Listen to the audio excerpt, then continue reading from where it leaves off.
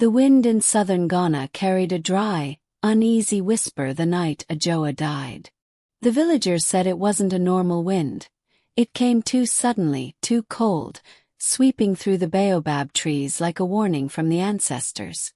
Some claimed they heard footsteps in that wind, hurried and desperate, as if someone was trying to outrun death itself. But no one in the village of Asafo imagined that death would return so soon. Knocking. Adjoa had been a simple woman. Quiet. Respectful. A mother of two. She lived at the edge of the village, where the forest met the land of the living and whispers from the other side sometimes leaked into the night. People often said her home was too close to the border of the unseen, but Adjoa never believed in such stories. She was the kind of woman who trusted what she could touch, not what she could fear. On her last evening, she walked home from the market with a woven basket filled with smoked fish, cassava, and a small jar of shea butter. The path was familiar. Red earth, slightly cracked from the heat, lined with tall grass that brushed against her dress as she walked. But the air felt different, heavier. Even the insects had gone silent. She heard the first knock long before she reached her home. A single hollow talk echoing from behind her. She stopped, looked over her shoulder. No one. The trees stood still. The grass remained motionless. Even the villagers' distant chatter had faded, replaced by a quiet so deep it pressed against her ears. She shook her head, held her basket close, and continued walking. Then it came again. Talk up. Not loud. Not threatening. Almost polite. As if someone was testing the sound of their own knuckles. She turned sharply, breath trembling. Who's there? Silence. She moved faster. When she finally reached the edge of her hut, she saw something that made her pause. The door, always closed, always locked when she was away, was slightly open, swaying gently as if pushed by a faint breeze. Her heart stuttered. She stepped inside. Everything was in place. Except the smell. Strange coldness. Dampness. Like earth after heavy rain. And then she saw it. A single muddy handprint on the wall beside her bed. Her breath caught in her throat. Her fingers tightened around the basket. Who came here? She whispered to herself. But again, silence. That night, her children weren't home. They were staying with their aunt in a nearby town. And for the first time in years, Adjoa realized she was truly alone. The wind grew colder. She lit a lantern. And then it started. Talk up. This time on her front door. She froze. The lantern flame trembled, reflecting her fear across the walls. Someone was outside. But they weren't knocking like a visitor. They were knocking like someone testing her patience. Or their own presence. She crept toward the door, each step sending tremors through her legs. She stood before it. Who is knocking? She asked, voice cracking. No answer. Only another knock. Louder this time. More deliberate. As if the knocker was no longer satisfied with waiting. Talk. Adjoa grabbed her courage, pulled the latch, and swung the door open. No one. Only darkness. And the faint smell of wet soil. He peered outside. Nothing moved. Not even a leaf. Then she looked down. And her breath left her. Footprints. Fresh, muddy footprints. Leading away from her doorstep. Except, they weren't walking away from her hut. They were walking toward it. As if someone had walked right up to her door. Knocked, and vanished into thin air. She slammed the door shut. That night she barely slept. Every time she drifted, she heard knocks in her dreams. On the walls, on the door, on the ground beneath her bed. When she finally forced herself awake, she saw shadows shifting in the corners, dissolving when she blinked. By dawn, she understood something was terribly wrong. The next day in the market, she told an elder woman named Mame Efua what happened. The old woman's face drained of color. You heard knocks. At night. Alone. She whispered. Yes. But no one was there. Mame Adjoa inhaled sharply, almost stepping back. Child, you must not ignore this. Knocks at night are the first sign. The first sign of what? The old woman shook her head. I cannot say yet. But do not stay alone tonight. I will come to your home later. But she never came. Something kept her. That evening the wind returned. Cold, unnatural, swirling around Adjoa's hut like a snake searching for a hole to slip through. And the knocks came again. This time not at the door. On the windows. On the walls. On the roof. Talk talk talk. Talk talk talk. Talk talk talk. Adjoa covered her ears. Stop. Leave me alone, she cried. But the knocking only grew stronger. More insistent. More desperate. She ran outside. The night was pitch black. No moon. No crickets. No life. She backed away from her hut, and for a moment everything went silent. Then she heard soft footsteps behind her. Low. Dragging. As if someone was walking barefoot on damp soil. A turn. Her lantern flickered violently. Then died. She was swallowed by darkness. Someone stood behind her. She could feel the cold presence. Smell the dirt and rot clinging to their skin. Hear the faint sound of fingernails scraping together. A whisper. So soft. So broken. So close to her ear she felt its cold breath. Why didn't you answer? Her scream ripped through the night. Villagers found her at dawn, unconscious outside her hut. She was still breathing but barely. Her fingernails were cracked, bleeding. Her clothes were soaked in damp mud that smelled of a graveyard. And when they carried her inside they saw it. A single muddy handprint on her pillow. As if someone had sat beside her, watching her sleep. For days she lay in a fever, whispering strange things, rambling about knocks, footsteps, shadows pulling at her feet. She refused to sleep alone. She begged the villagers to send someone to stay with her. But no one dared. Because now the whole village had heard it. Knocks. Every night just after midnight. All coming from her hut. Yet she was asleep. And the knocks were coming from inside. By the fourth night, the bravest men in the village gathered outside her hut, carrying lamps and machetes. Her children had been brought back, terrified by what they heard the adults whisper. Something is calling her from the other side. But when the men opened her door, the hut was empty. Adjoa was gone. The only sign of her presence was the trail of muddy footprints, leading out of her bedroom, toward the forest. They followed the trail.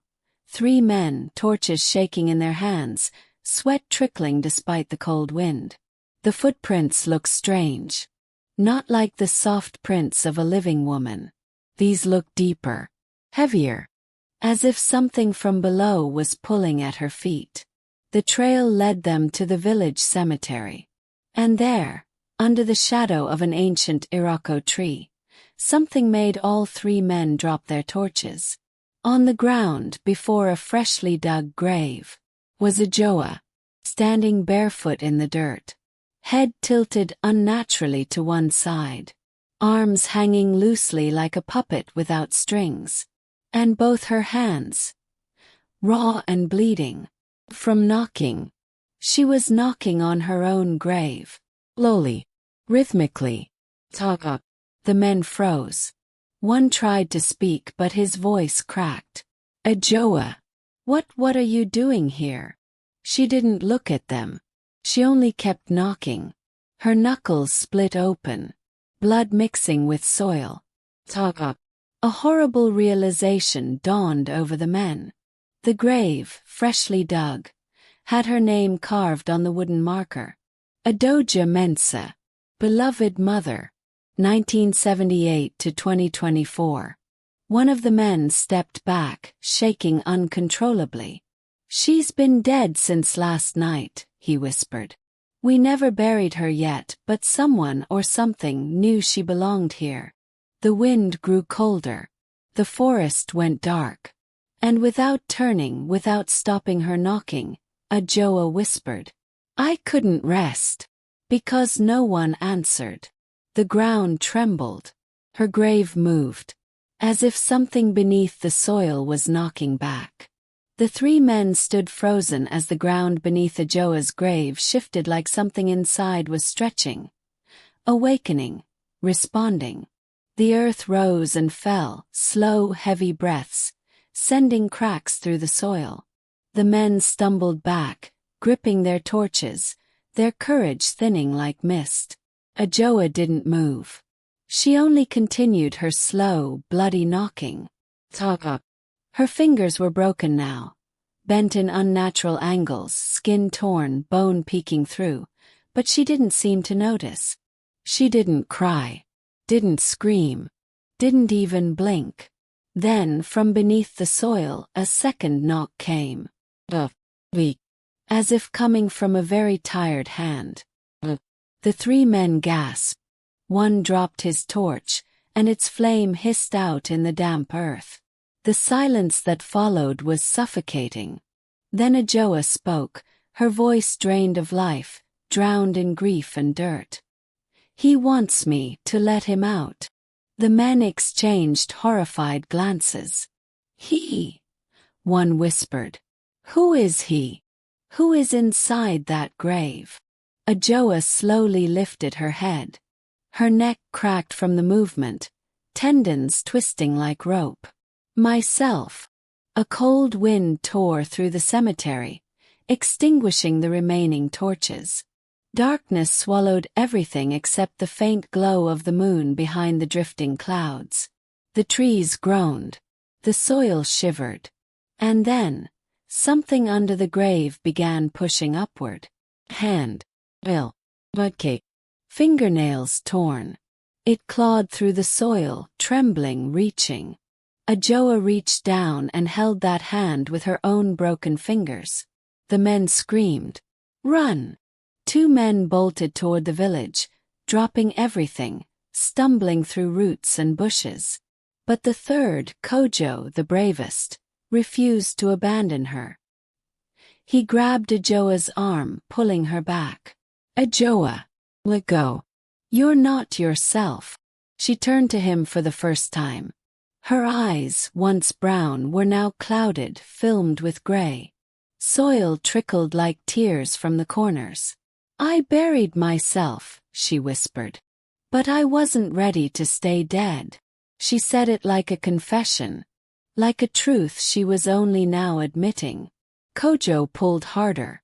"You're alive. Whoever is in there, whatever is in there, it is not you."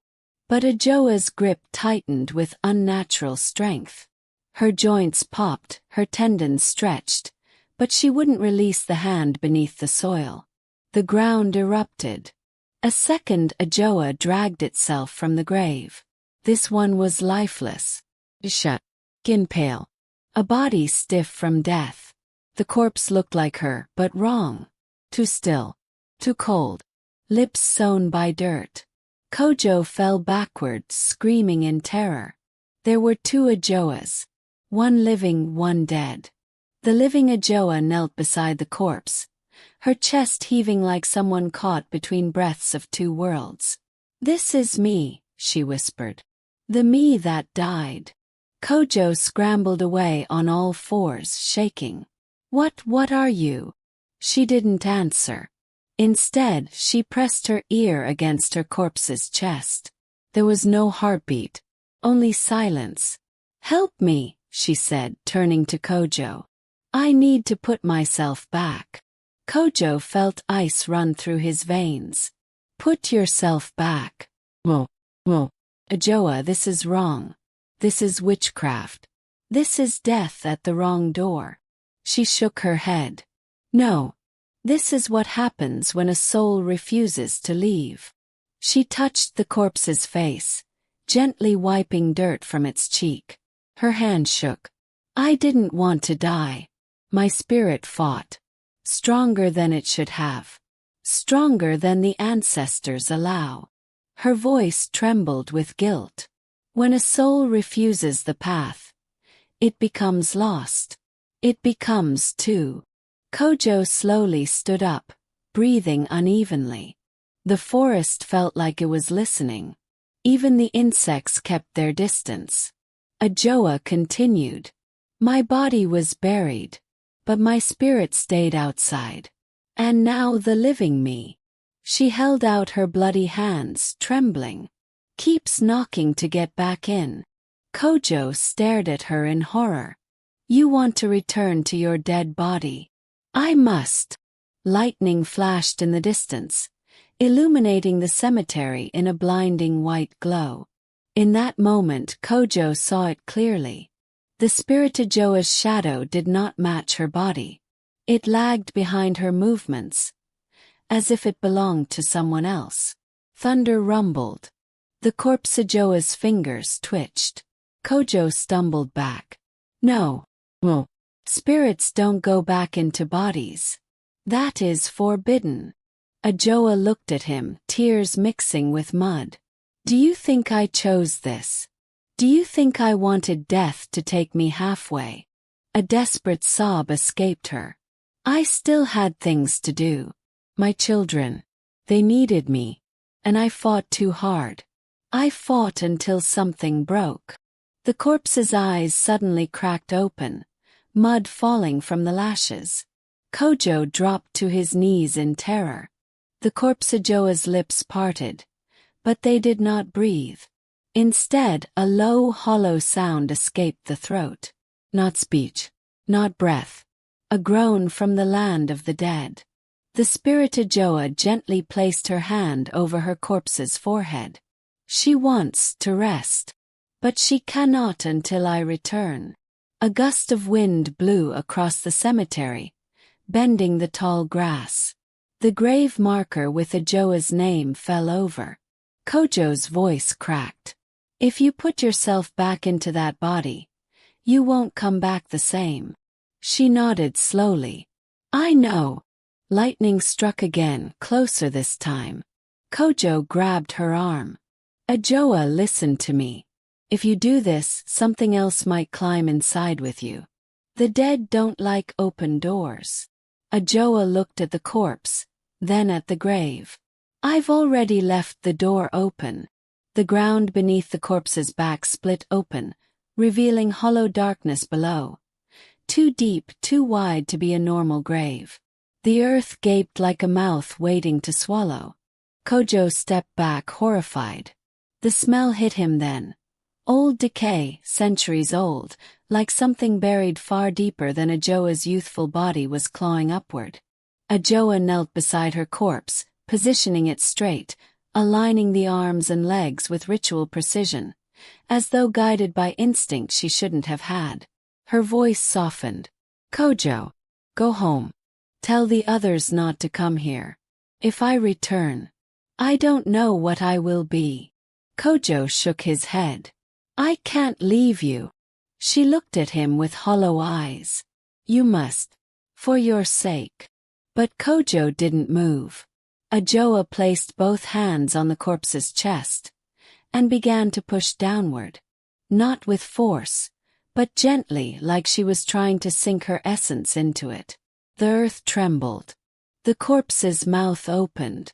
A scream erupted from it, silent at first, then growing into a shrill, soul-tearing cry that shook the trees. Leaves fell like rain. Birds fled in a frenzy. Kojo covered his ears, collapsing. Adjoa's body jerked, her spirit pulling, stretching, trying to merge with the corpse beneath her hands. The corpse's fingers clawed at the air. Adjoa's shadow flickered, lost shape, stretched unnaturally long. Then suddenly, something else grabbed her. Hand. Ray. Button. Bone exposed. It shot up from the torn grave soil, grabbing Adjoa's ankle. He screamed. Kojo saw it. A third figure below the grave, something buried far beneath the layers of soil, something old, trying to climb its way up using Adjoa's open doorway between life and death. An ancient corpse. Eyes glowing a faint red. Jaw broken sideways. A spirit that had waited too long for someone foolish enough to disturb its rest. Hissed, trying to drag Adjoa down. Adjoa fought, clawing at the grass, kicking violently. "No. Leave me. I don't belong with you." Kojo, trembling, rushed forward and tried to pull her back. Her screams pierced the night. The corpse Adjoa's body began sinking into the earth again. Not naturally, like something beneath was sucking it down, hungry. Adjoa cried out, voice cracking. "He wants my body. He wants to be alive." The ancient corpse beneath the soil pulled harder. Adjoa's fingers slipped on the mud. Her nails peeled back. Blood dripped. She screamed Kojo's name. Kojo pulled with all his strength, digging his heels into the earth. But the ground opened wider. Soil poured inward. The grave swallowed both corpses, living and dead, as if the earth itself wanted to keep them. Adjoa's hand slipped from Kojo's grasp. Her last words before she vanished beneath the soil. "Kojo, don't let him out." The earth slammed shut. Silence. The forest stilled. No wind. No whispers. Only Kojo's ragged breathing in the darkness. Very softly. From beneath the soil. Knock. Kojo stumbled backward, sobbing in fear. Another knock. Talk. This one stronger. As if a new, powerful hand was now testing its strength. Kojo turned and ran through the forest, branches whipping his face, the night swallowing his footsteps. He didn't stop until he reached the village, screaming for everyone to wake, to gather, to prepare. The villagers rushed out, frightened and confused. Kojo collapsed, shaking uncontrollably. Something in his eyes made them all step back. He whispered, "She's not the one knocking anymore."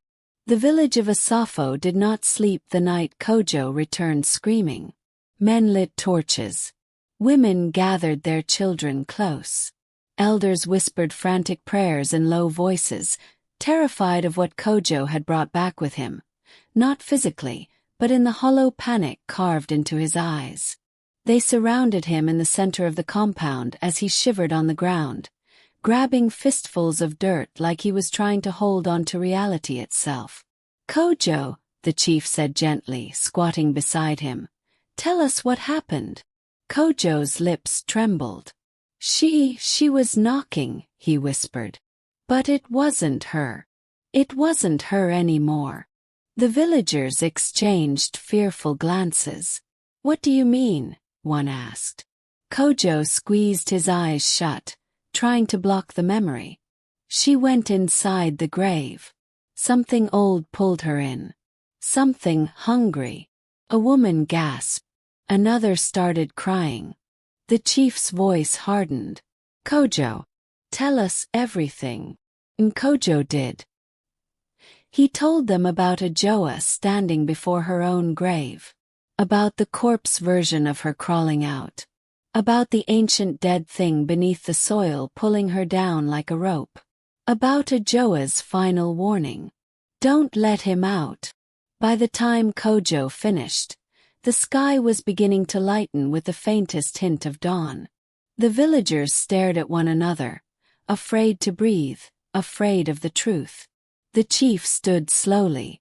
"We will go to the grave." "No!" Kojo screamed. "No one must go there. He is still knocking, but he is stronger now." The eldest woman in the village, bent-backed Mame Afia, stepped forward with her walking stick. "Then we must seal the grave before he climbs out." A deep silence settled. Finally they agreed. By sunrise, a small group of men and elders, armed with torches, machetes, salt, white chalk, dried kola nuts, and amulets, began the walk toward the cemetery. Kojo was forced to go with them. He resisted at first, but the chief insisted. If you saw it, you must stand with us. You are the only witness. He nodded shakily, trembling with every step. The path to the cemetery felt longer than ever. The forest seemed to cower from them. Even the morning birds, usually loud and restless, hid in silence. When they reached the cemetery clearing, they all stopped at once. Something was wrong. The grave, Adjoa's grave, was different. The soil was no longer flat. It bulged upward, pulsing like a heartbeat beneath the earth. The ground seemed to rise and fall gently, like something breathing. Knock. Patient. The villagers stepped back in terror. Another knock followed. Talk. This one louder, more confident, as if the thing beneath the soil had regained its strength overnight.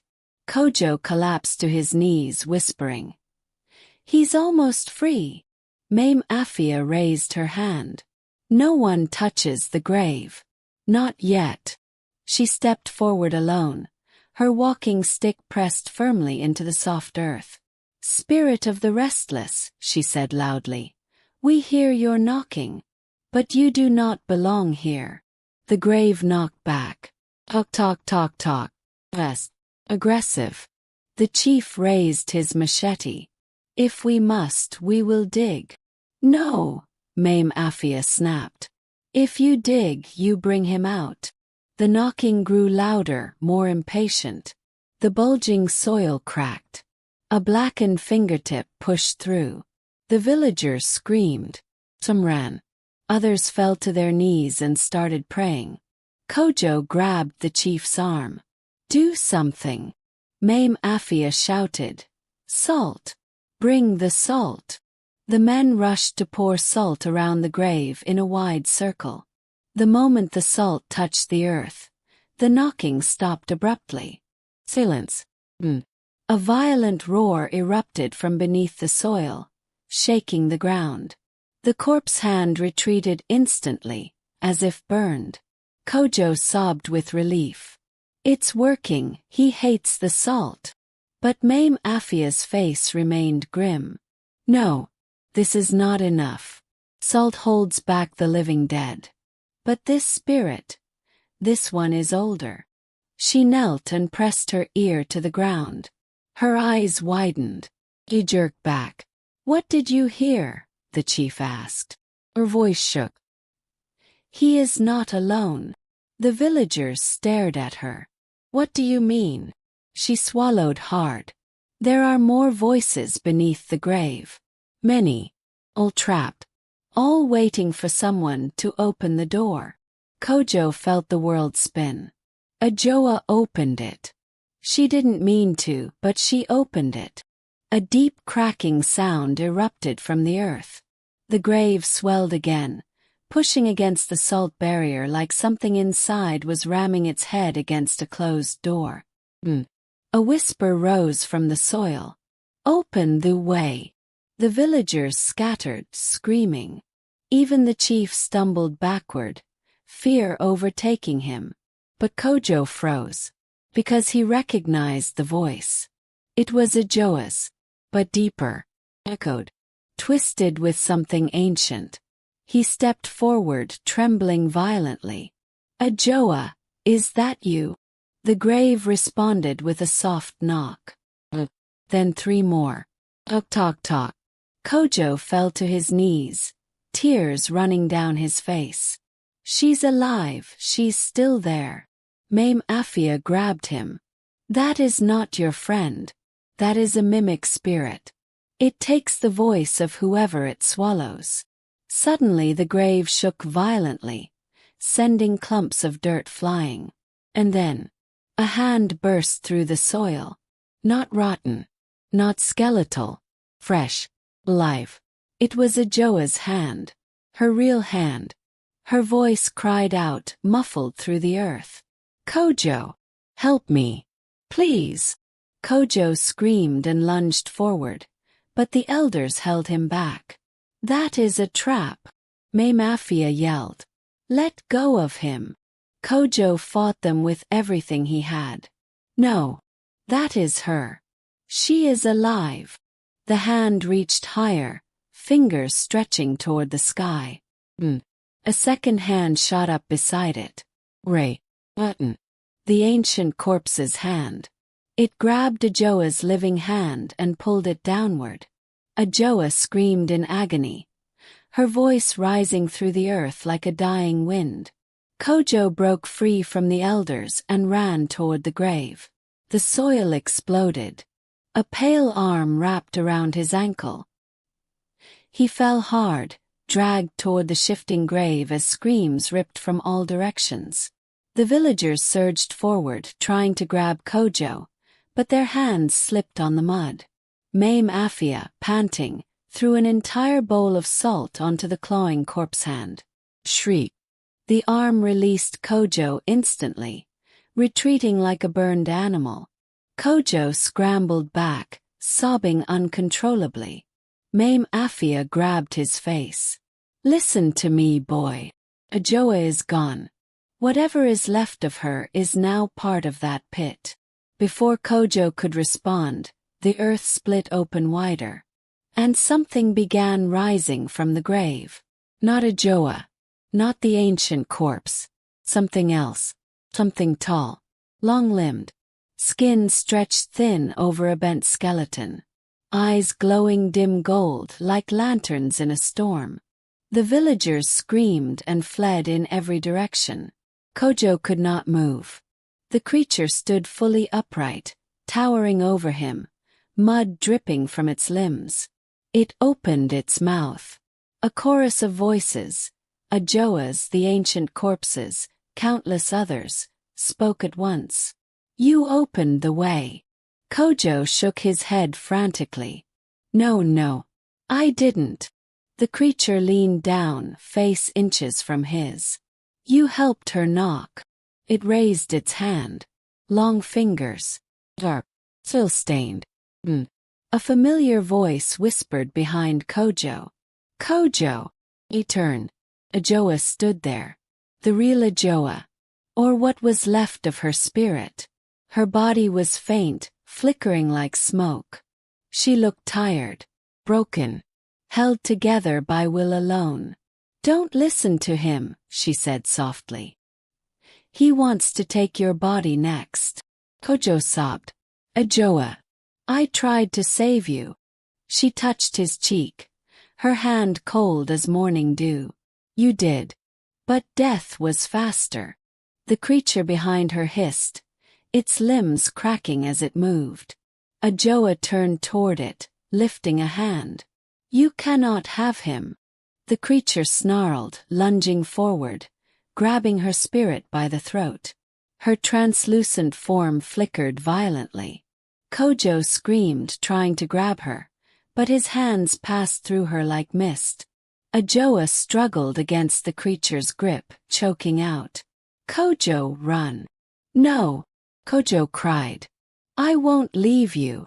The creature slammed her spirit into the ground, causing the air to ripple with a horrifying shriek.